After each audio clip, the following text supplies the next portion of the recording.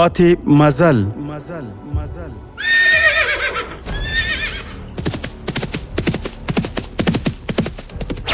د تاریخي ناولونو ځانګړې خپرونه.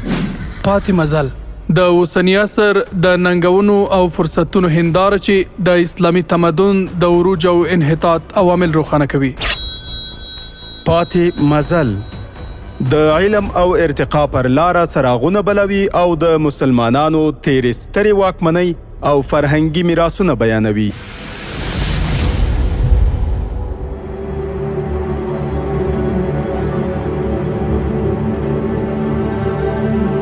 د امید رادیو ډیرو قدرمنو اوریدونکو هیله ده چې ټول به روغ جوړ او په ورځنیو چارو کې بریالي اوسئ. پیل کوو د پاتې مزل په نننۍ خپرونه. هیله ده چې د خپرونې تر پایه راسره پاتې شي.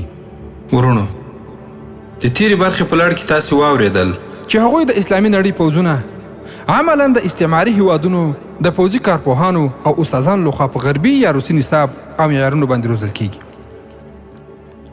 او بیا پوځي افسران د لوړو زده کړو لپاره هماغو استعماري هیوادونو ته استول کیږي چې د هغوی په پوځي پوهنتونونو کې زده کړې وکړي، او د پوځي زده کړو ترڅنګ یې له هر ډول اسلامي افکارو او انګیرنو څخه مغزشویي یا د مغزو مینځلو پروسه پرې تطبیق کړي. ډېر ځله داسې پېښ شوي چې دغه ډول پوځي افسران بیا په خپلو هیوادونو کې د هماغو استعماري هیوادونو په ګټه په کودتاګانو یې لاس پورې کړی او خپل ملي او قانوني نظامونه دوی د بل چا لپاره راپرځولي دي، چې وروسته بیا پوځ او امنیتي ځواکونه هم په پټو سترګو د همدغو کودتاچیانو په قومانده باندې چلیږي. لکه څنګه چې تاسې په تیرو تاریخونو کې ډېر ځله دغسې تکراري پیښې ولیدې. ورونو، په اسلامي هیوادونو کې د اوسنیو شته پوځیانو درېیمه ځانګړتیا دا ده چې د اسلامي نړۍ د هیوادونو پوځونه په بېلابېلو تړونونو او قراردادونو په داسې ډول په غربي هیوادونو پورې تړل شوي چې د هغوی له اجازې او مشورې پرته یو اقدام هم دوی نشي کولی. وسلې، تیارې، پوځي سامانالات او لوجستیکي وسایل د داسې قراردادونو په ترڅ کې د هماغو استعماري هیوادونو لخوا ورته برابریږي چې په هیڅ ډول باید له هغوی څخه د اسلام د دفاع لپاره کار وانخیستل شي. او د دې پوځونو څلورمه ځانګړتیا دا ده چې په اوسنیو پوځونو کې هغه افسران لوړو رتبو ته رسېدلی شي چې په مکمل ډول یې دین او دیني ارزښتونو ته شا کړي وي او د استعماري قوتونو د اعتماد وړ ګرځېدلي وي. د ترفیع او ارتقا لپاره داسې شرایط او معیارونه ټاکل شوي چې د دیني فکر لرونکي افسران باید هیڅکله په هغو برابر را نشي.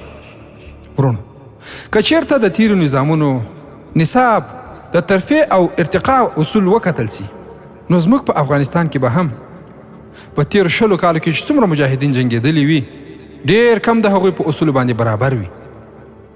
خو موږ او تاسې ښه پوهیږو هغه اصول چې دوی ټاکلي دي لکه د نورو اسلامي هیوادونو د پوځونو لپاره هغه د همدې موخو لپاره ټاکلي چې هیڅ مجاهد او د ښه فکر خاوند باید په هغو اصولو باندې برابر را نشي. که چیرې یو نیم ځای کوم مسلمان افسر په هغو هیوادونو کې د خپل پوځي لیاقت او وظیفې د وړتیا له امله کومې لوړې رتبې ته ورسیږي، بریالی هم شي، نو هغه افسر په بېلابېلو پلمو د قیادت له موقف څخه لرې کوي، بدناموي او د کودتا او یا کوم بل تور په جرم باندې هغه کس اعداموي. دا عملاً په هغو نظامونو کې شتون لري.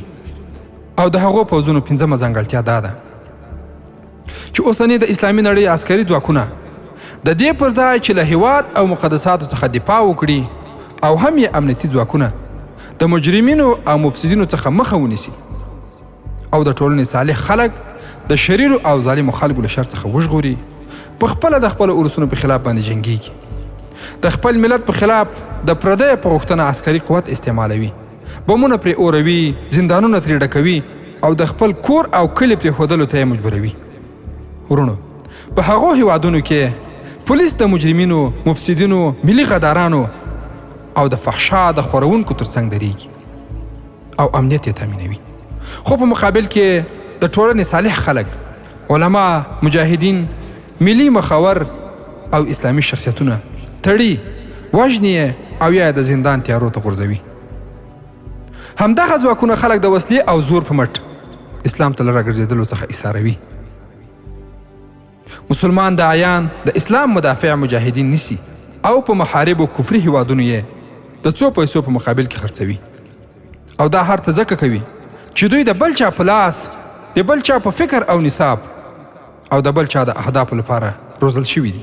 او ورونو د اوسنیو ویدو اسلامي هیوادونو پوځونه شپږمه دا ځانګړتیا لري چې ډېر ځلې دوی ولیدل شول چې د مسلمانو هیوادونو پوځیان د دفاع او مقاومت پر ځای باندې د پردیو د یرغل په وخت کې د یرغلګرو تر څنګ ودرېدل او د هغوی تر قوماندې لاندې د خپل ملت په خلاف باندې وجنګېدل او د استعمار د پاتې کېدو او دوام لپاره د غلامۍ په حالت کې هم قرباني ورکړي چې تاسې ټولو مسلمانانو په تېر 20 کلن انقلاب کې ولیدل چې له روسانو څخه راپاتې ډېری زاړه پوځیان او ملیشې د افغان مسلمان ملت په مقابل کې د امریکایي پوځونو تر څنګ ودرېدل او 20 کاله بې ګناه افغانان علما کرام او مجاهدین په شهادت باندې ورسول چې دا د دغه ډول نصابونو اسلامي ملکونو او اسلامي نظامونو ته تاوانونه دي.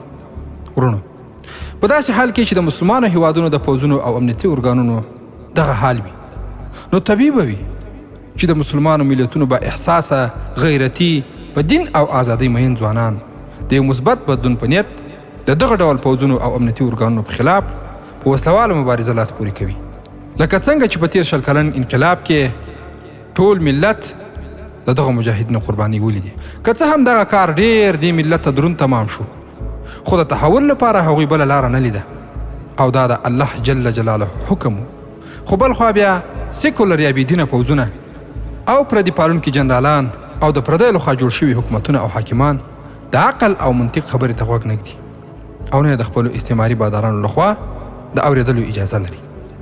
ورونو دغو شپږو ځانګړتیاوو ته په کتو تاسې هم دا اوس د نور اسلامي نړۍ پوځونه ټول مطالعه کړئ ویې ګورئ عیناً په همدې لار باندې دوی روان دي لکه موږ چې دغه شپږ ځانګړتیاوې ذکر کړې خو الحمدلله افغانستان اوس له داسې جالونو او ستراتیژیکو شمو موخو له خطرونو څخه را اړخته دی خو وتلی نه ده. ټول مسؤل ملګري دې په دې باندې پوه وي چې له دغو خطراتو څخه موږ تر اوسه وتلي نه یو خو الحمدلله فرصت لرو باید له دغو خطراتو څخه د راوتلو په موخه باندې ډېر کار وکړو.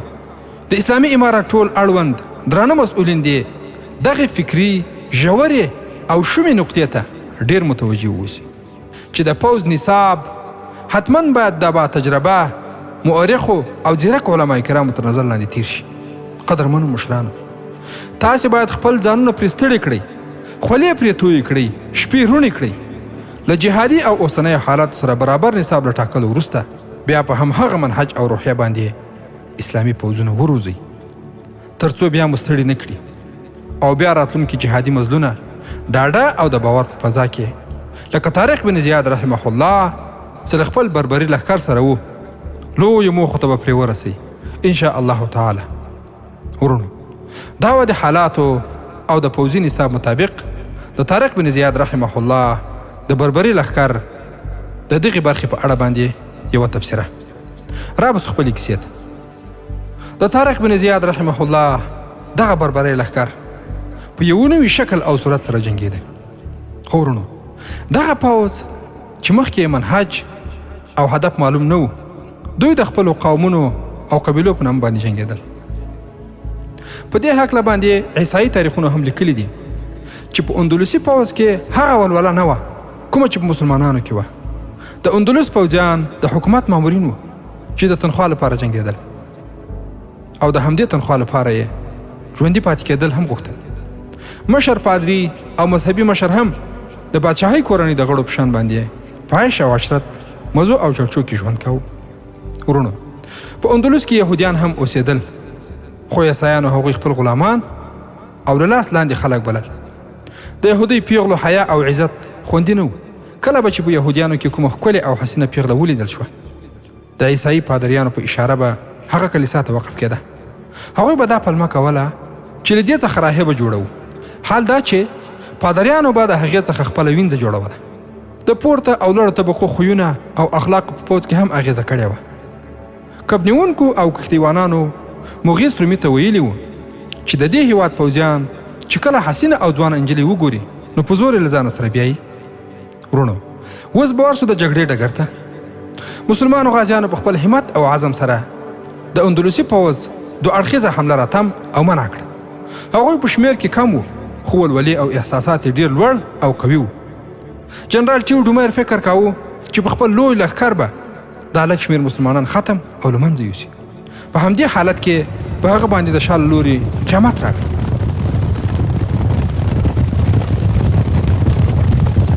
ځکه چې د دې لپاره طارق بن زیاد رحمه الله مخکې له مخکې څخه پلان جوړ کړی و. طارق بن زیاد خپل سپاره غازیان د غونډۍ شاته په ونو او بوټو کې پټ کړي وو.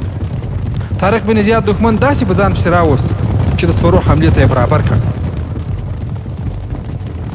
هغه خپلو ځینو پیاده او سپرو ګروپونو ته حکم وکړ چې د غونډۍ تر شا راتاو شي او د شا له لوري څخه په اندلسي پوځ باندې قیامت جوړ کړي.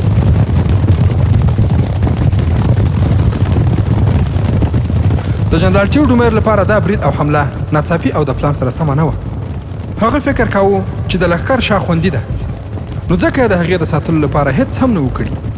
غازیانو چې د شا له لوري برید وکړ د هغه لښکر مشري خپله طارق بن زیاد رحمه الله کوله. د طارق بن زیاد دوه وتلي او تکړه سالاران مغیث رومي او ابو زرع مالک بن طریف مخامخ د ټیو ډومیر سره په جګړه اخته وو او د طارق د حملې لپاره سترګې په لاره. طارق بن زیاد رحمه الله د 300 سپرو او 2000 پیاده غازیانو سره د شا له لوري په اندلسي پوځ باندې لکه د وږو زمریانو په شان باندې حمله وکړه او پرې راپرېوتل. مخکې له دې چې جنرال ټیو ډومیر ته څرګنده شي چې د هغه په لښکر باندې د شا له لوري څه قیامت او طوفان راغلی دی، د هغه نږدې 2000 پوځیان په ځمکه راپرېوتل. کوم چې زخمیان وو هغوی داسې چیغې او نارې پیل کړې چې په ټول پوځ کې یې ویره او ډار پیدا کړ. ورونو د اسلام او کفر جګړه ده، باطل به خامخا په چیغو. د دې ناڅاپي برید په پایله کې په اندلسي پوځ کې ګډوډي او بېنظمي را پیدا شو. د مخکیني پلان سره سم مغیث رومي او مالک بن طریف د خپلو ټولو غازیانو سره مخامخ په اندلسي پوځ باندې سخت برید وکړ. هلته بیا اندلسي آسونو د خپل پوځ لپاره یو بله ستونزه را پیدا کړه، ځکه چې هغوی زیات سرسري زخمیان شوي وو او هرې خواته بې کنټروله ګرځېدل. سپاره خو په غشو ویشتل کېدل، نو آسونه هم همداسې بې سپرو او هرې خواته ځغلېدل او خپل پوځیان یې تر پښو لاندې کول. غشي ویشتونکي غازیان به له یوې ونې څخه بلې ونې ته ختل او غشي به یې ویشتل. هغوی په اندلسي پوځیانو باندې سم قیامت جوړ کړی و. جنرال ټیو ډومیر په دې ګډوډۍ او بېنظمۍ کې له خپل پاتې لښکر سره په شاته، ځکه د هغه لښکر نور د نظم او ترتیب څخه وتلی و. د هغه خبرې او حکمونه چا نه اورېدل. د هغه پوځیان یو یو په خپل سر تښتېده او تېښته یې کوله. نیمایي پوځ یې ختم شوی و. کوم به چې زخمي شو هغه به د خپلو ملګرو تر پښو لاندې شو. په دغه حالت کې جولین یو دم آواز وکړ: مغیث، څو شا زلمیان غوره کړه چې جنرال ټیو ډومیر ژوندی ونیسي. مغیث ځواب ورکړ: زه د جګړې حالات ګورم، په دې وخت کې هغه ته ځان رسول امکان نه لري. خو هلته بیا اوپاس وویل: 5 بربریان ما ته راکړه. مغیث رومي وویل: زه د خپلو ساتونکو څخه 4-5 غازیان در کوم. ورونو په دغو حساسو حالاتو کې د وټیز اورور او پاس د خپل ځان سره 4 بربري سپاره غازیان ملګري کړل او د جنرال ټیو ډومیر پسې په منډه شول. جنرال ته خپل مرستیال وویل: ټیو ډومیر، آیا ته دښمن ته په خپل لاس ځان تسلیموې چې ودې وژني؟ ستا سره نور څه پاته دي؟ پیس پکې کړه. خو جنرال خپل مرستیال ته وویل: ته ما ته اوس د دې سلا راکوې چې له میدانه څخه وتښتم؟ مرستیال یې ورته وویل: بیرغ را ټول کړه، نیم پوځ تباه شوی او ټول تښتي، نور څه کوې؟ جنرال ټیو ډومیر دا ټول حالات ولیدل. هغه د غازیانو قهر او غضب هم لیده.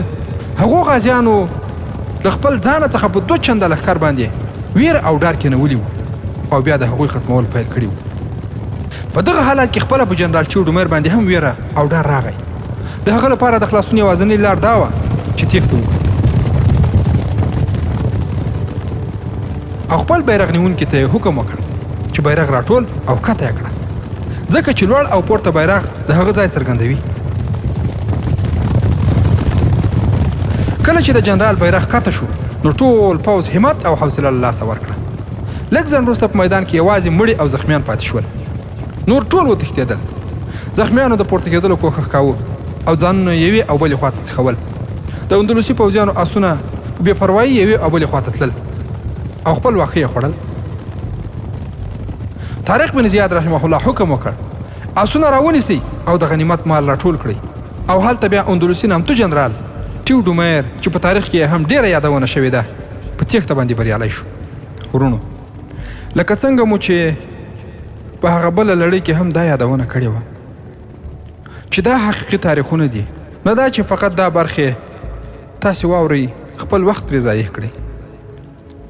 خو ورونو دا باید تاسې په یاد ولرئ چې په دې برخو باندې خورا ډېر زیار او کوښښ ایستل کیږي تر څو زموږ مسلمانان ورونه په ځانګړي ډول مجاهدین له دغو برخو او لړیو څخه پوره ګټه پورته کړي چې په راتلونکي کې د کفارو د شومو پلانونو ښکار نشي.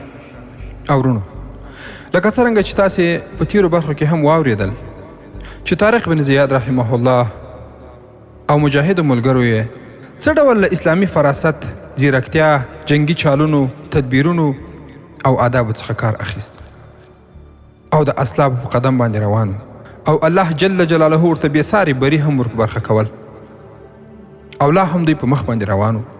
ورونو او خویندو دا چې زموږ او ستاسې له خوندونو څخه ډک اغزن مزل به نور نړۍ ته هم لا پر مخ باندې روان وي. نو په دې برخه کې غواړم چې زموږ مجاهدین ورونو په ځانګړي ډول هغو کسانو ته چې هغه په نظامی برخو کې مسؤلیتونه او دندې لري د دوی د خپلو مصروفیتونو ترڅنګ ځینې ډېر مهم چالونه، آداب او د اسلافو څخه راپاتې طریقې ورتلقین کړم. هیله ده چې په پوره غور یې تاسې واورئ او له دغو راروانو آدابو څخه په راروانو سپېڅلو مزدونو کې پوره ګټه واخلئ. له دغه بحث او تبصرې څخه وروسته به انشاء الله تعالی بیرته موږ او تاسې راګرځو د طارق بن زیاد رحمه الله پاتې مزل ته.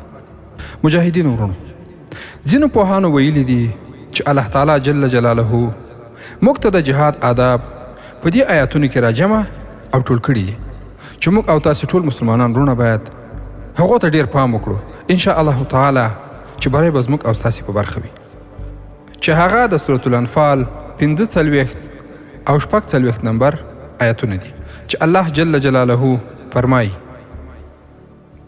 يا أيها الذين آمنوا إذا لقيتم فئة فاثبتوا واذكروا الله كثيرا لعلكم تفلحون. وأطيعوا الله ورسوله ولا تنازعوا فتفشلوا وتذهب ريحكم واصبروا إن الله مع الصابرين.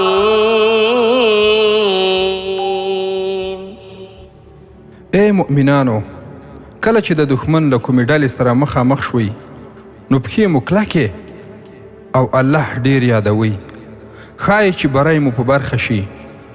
د الله او د هغه د رسول الله صلی الله علیه وسلم مننه وکړئ او په خپلو منځو کې شخړه مه کوئ که نه نو بې زړه او ناتوانه به شئ او دبدبه به مو لاړه شي. صبر وکړئ بېشکه الله جل جلاله له صبر کوونکو سره دی. ورونو دغه قائل رښتیا ویلي دي ځکه الله تعالی مجاهدینو ته د 5 کارونو ښودنه او حکم کړی دی. کله چې دغه 5 کارونه د الله تعالی په لار کې په جنګېدونکو مجاهدینو کې راشي نو هرومرو برلاسي کیږي اگر چې شمېر یې د دښمن له شمېر نه لږ وي. دغه پورتني 5 کارونه په لاندې ډول دي. لومړی ثبات. مجاهدین وروڼه باید د جهاد په دوران کې ډېر ثبات ولري. دویم د الله تعالی جل جلاله زیات یادول. دریم د الله تعالی جل جلاله او د هغه د رسول الله صلی الله علیه وسلم اطاعت. څلورم داسې نزاع چې سستی او بزدلۍ ته منتج شي دا نه کول. پنځم صبر او حوصله کول. ورونو په دغه ځای کې دغه خبره څرګنده وي چې کله مجاهدین یو موټی وي نو د هغو مثال د غوښو د ګېډۍ په شان دی او هیڅوک هغه نشي ماتولی او چې کله له ګیډۍ نه وایستلی شي او یو شي نه ماتول یې هر چا ته اسانیږي. هر دښمن په هغوی باندې حمله کوي او د ماتولو هڅه یې کوي. مجاهدینو ته پکار دي چې هغوی ډیر زیات ځیرک او حاضر دماغه وي، ځکه چې جنگ دوکه او فریب دی. چې په دې هکله باندې د رسول الله صلی الله علیه وسلم یو حدیث شریف هم دی.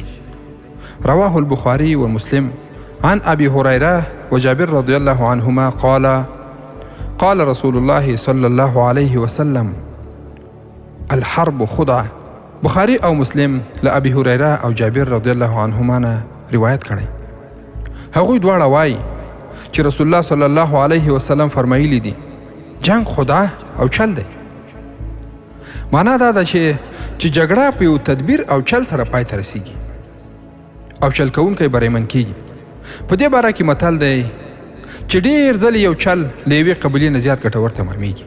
جنګي پوهانو ویلي دي چې کله د دښمن وژل ته په زور سره غواړې نو تر هغه پورې ته وړاندې کېږه مه تر څو چې د هغه د ضعف او کمزورۍ نقطه ونه پېژني. او که چېرته په چل سره یې وژنې نو که هغه ډیر زورور او د لوی قوت خاوند هم وي بیا هم لوی مه انځوروه. ورونو په دې هکله باندې روایت دی چې کله عمرو ابن عبدود له علي بن ابي طالب رضی الله عنه سره مقابلې ته ووت نو علي رضی الله تعالی عنه چې لقد نه ټیټ و او عمرو ابن عبدود لقد نه جګ او یو پوخ پهلوان و. علي رضی الله تعالی عنه له هغه سره له چل نه کار واخیست. علي رضی الله تعالی عنه چې هغه ته مخامخ شو نو ورته ویې ویل زه خو د دوه کسانو د مقابلې لپاره نه یم راوتلی. عمرو ابن عبدود بل طرف ته وکتل چې دا دویم سړی لا څوک ده چې زما سره میدان ته راغلی. په دې وخت کې علي رضی الله تعالی عنه ورباندې د تورې کلک ګزار وکړ. په جواب کې عمرو ابن عبدود وویل تا له ما سره ټګي وکړه. نو علي رضی الله تعالی عنه ورته وویل جنګ خو دوکه ده. دوهمه نقطه په جنګ کې دا سنت دی چې توریه وکړای شي، یعنی د امیر له مقصد نه باید نږدې خلک خبر شي او نه هم لري. همدغه شان د هغه جهت او طرف هم باید هیڅ چاته معلوم نشي چې کوم طرف ته ځي او په شا باندې یرغل کوي تر څو دښمن ته څوک جاسوسي ونه کړي. رسول الله صلی الله علیه وسلم په خپله داسې کارونه کړي دي لکه څنګه چې بخاري او مسلم له کعب بن مالک رضی الله عنه څخه روایت کړی دی چې رسول الله صلی الله علیه وسلم به کله د کومې غذا اراده وکړه نو د دې حال به بل چاته نه وایي او توریه به پکې کوله بلکې په خپله سینه کې به هغه راز پټ ساته. خو ورونو د تبوک د غزوې حال یې مخکې له مخکې نه ووایي ځکه چې تبوک ډېر لرې او د روم په خلاف تر څو د جنګ لپاره مسلمانان خپل ځانونه چمتو کړي او خصوصي تیاریانې هم ورته ونیسي. ورونو درېیمه مهمه نقطه د قاصد یا استازي په اړه باندې ده. دښمنانو ته ورلېږل شوی قاصد او استازی د خپل استوونکي حال څرګندوي ځکه چې دی د استوونکي د شجاعت او زړورتیا څرګندونه هم کوي او د هغه د عقل فهم او هوښیارۍ ترجماني هم کوي او د هغه د خویونو صفاتو شجاعت بهادرۍ استقامت او غیره عینه وي. ورونو خو که چیرې قاصد بې زړه ډارن بې حوصلې سست ساده کمزوری ناپوه او بې همته وي نو د دښمن له زړه نه د مسلمانانو ویره او دبدبه ختموي او هغوی داسې فکر کوي چې مسلمانان ټول د همدې په شان دي. نو که چېرته قاصد زړور هوښیار معامله فهم حساس بیدار فصیح او بهادر وي نو د هغه په لیدلو سره د دښمن په زړه کې د مسلمانانو ویره پیدا کیږي پښې لړزیږي او بې حوصلې کیږي. نو ځکه قائد ته پکار دی چې یو هوښیار د قوي فراست خاوند او معامله فهم استازی منتخب کړي. بل دا چې قائد ته پکار دی چې دښمن ته بیا یو قاصد او استازی ونه لیږي تر څو له دښمن سره د هغه انس او بلدتیا پیدا نشي او له هغوی سره په پټه د دوستۍ اړیکې ټینګې نه کړي او مسلمانانو ته نقصان ونه رسوي ځکه چې ډېر ځله داسې شوي دي چې د استازي د خیانت په وجه مسلمانانو ته ډېر تاوان رسېدلی او ډېرې سیمې د یو استازي د خیانت له وجې نه له لاسه ورکړي. ورونو څلورمه نقطه د مجاهدینو د ډلې یا ډلګۍ په اړه باندې ده چې یو ځای ته استول کیږي. غوره دا ده چې د دښمن په خلاف باندې د جنګېدو لپاره سریه یا وړه ډلګۍ ولېږل شي. رسول الله صلی الله علیه وسلم په یو حدیث شریف کې په همدې هکله فرمایي. له ابن عباس رضی الله عنه څخه روایت دی هغه وایي چې رسول الله صلی الله علیه وسلم وفرمایل ښه ملګري څلور دي او غوره سریه د 400 کسانو وي او غوره لښکر د 4,000 دی او 12,000 لښکر به د لیږوالي په وجه باندې نه مغلوبېږي. په کار دی چې د سریې قاید او قمندان جنگي ماهر وي او د جنگ له هر قسم چلونو او طریقو څخه خبر وي. ورونو د دښمن په خلاف باندې دغه د جنگ قمندان یا امیر باید له آس نه باید ډیر بیدار او اوریدونکی، له باز نه باید ډیر تیز نظر ساتونکی وي او له کارغه نه باید زیات احتیاط کوونکی، له پړانګ نه باید زیات حمله کوونکی او د زمري نه زیات پرمختلونکی وي. ورونو موږ او تاسې ټول ته معلومات دی چې د ټولو مجاهدینو مثال داسې دی لکه یو فولادي دیوال او یا له هغه څخه هم کلک. د رسول الله صلی الله علیه وسلم صحابه کرامو به چیرته پړاو کاوه یا چیرې به یې اړول نو له یو بل سره به دومره جوخت شول چې که چیرې به په هغوی باندې یو څادر هم چا اچولی وای نو دوی ټول به ورکې پټېدل. ورونو پنځمه خبره د مجاهدینو د تربیت په هکله باندې ده. د لښکر قاید ته پکار دي چې خپلو مجاهدینو ته د جهاد فضایل او دې ته ورته د نورو عملونو فضایل بیان کړي چې په قرآن کریم او نبوي احادیثو کې بیان شوي دي. د غزواتو او د مسلمانانو د فتوحاتو کتابونه ورته ولولي، جنگي چالونه او د قهرمانانو د بهادرۍ کیسې ورته وکړي. همدغه راز د مجاهدینو د صبر او استقامت او د ډیر دښمن په صفوفو کې د هغوی د ننوتلو او د جنگېدو واقعیات ډیر ورته بیان کړي تر څو په دې سره د مؤمنانو زړونه غښتلي او د بزدلانو له زړونو څخه ویره ختمه کړي او د زړورو بهادرانو په زړونو کې د شجاعت ولوله نوره هم زیاته شي. ځکه چې انسانان دي، د انسانانو زړونه تغییر ډیر زر قبلوي او د سیالانو سره د کارونو په ورتوالي زیات زیار باسي او سیالي ورسره کوي.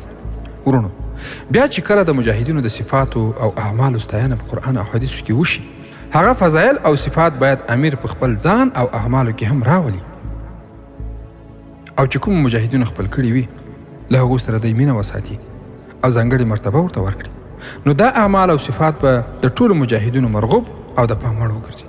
ورونو په جنگونو کې بنیادی او بنسټیزه خبره دا ده چې یو ښه قائد ورته منتخب شي.